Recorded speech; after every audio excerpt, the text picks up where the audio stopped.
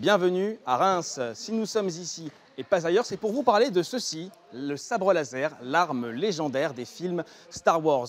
Sa pratique est désormais de plus en plus populaire, à tel point que dans cette académie, on apprend comment le manier. C'est même devenu un sport à part entière, reconnu par la Fédération française d'escrime.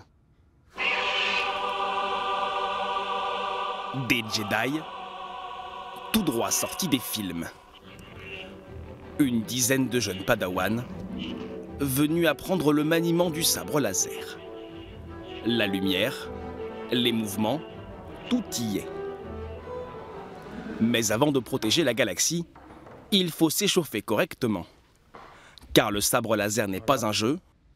On retend les bras, on les met à l'équerre et on va pivoter. On va chercher bien loin derrière. Mais bel et bien un sport. On concentre que ça travaille dans le dos. Tout commence par l'apprentissage de la technique. Les mouvements sont chorégraphiés, répétés en binôme. Ici le Shisho, la plus ancienne forme de combat Jedi, selon la mythologie de la saga. Ça se compose de 2 attaques à la tête, une normale, une inversée, 2 attaques sur les côtés, une sur le bras gauche, une sur le bras droit, et une aux jambes, une à gauche et une à droite. Objectif du maître Jedi, apprendre à ses élèves des mouvements qui leur serviront en combat.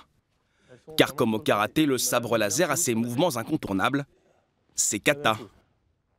C'est basé sur du kendo, de l'escrime, de la canne de combat principalement.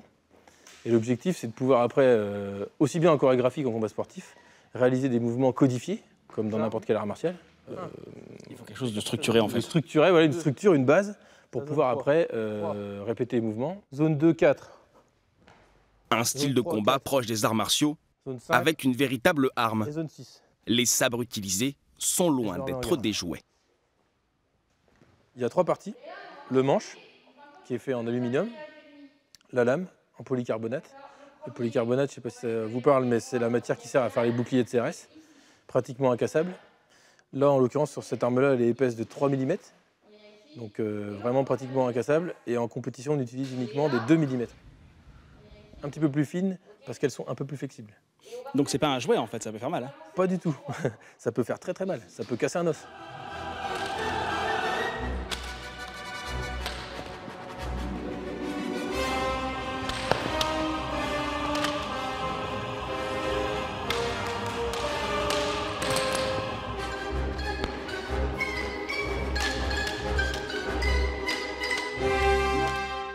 Je connais pas trop Star Wars, enfin, j'aime bien comme tout le monde, mais de loin.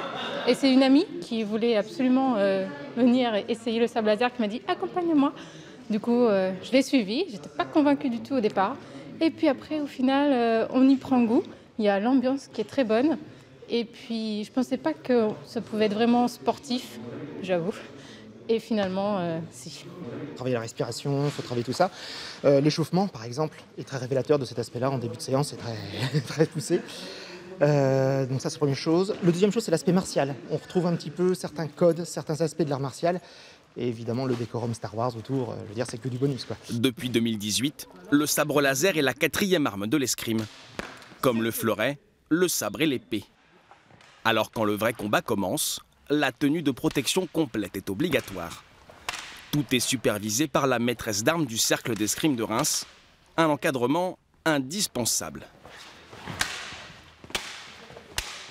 Au niveau du sabre laser, on n'a pas de règlement bien spécifique, enseignement, en fin de compte. Il faut qu'on aille, nous, chercher ce qu'on peut leur apporter. Donc c'est important d'avoir pour l'instant encore un vrai maître d'escrime qui vient pour leur apprendre en fait. Oui, pour certains gestes quand même qui sont assez spécifiques. À Reims, ces Jedi sont une quinzaine. Mais ils sont de plus en plus dans toute la France. La discipline compte désormais près de 1200 licenciés dans 92 clubs.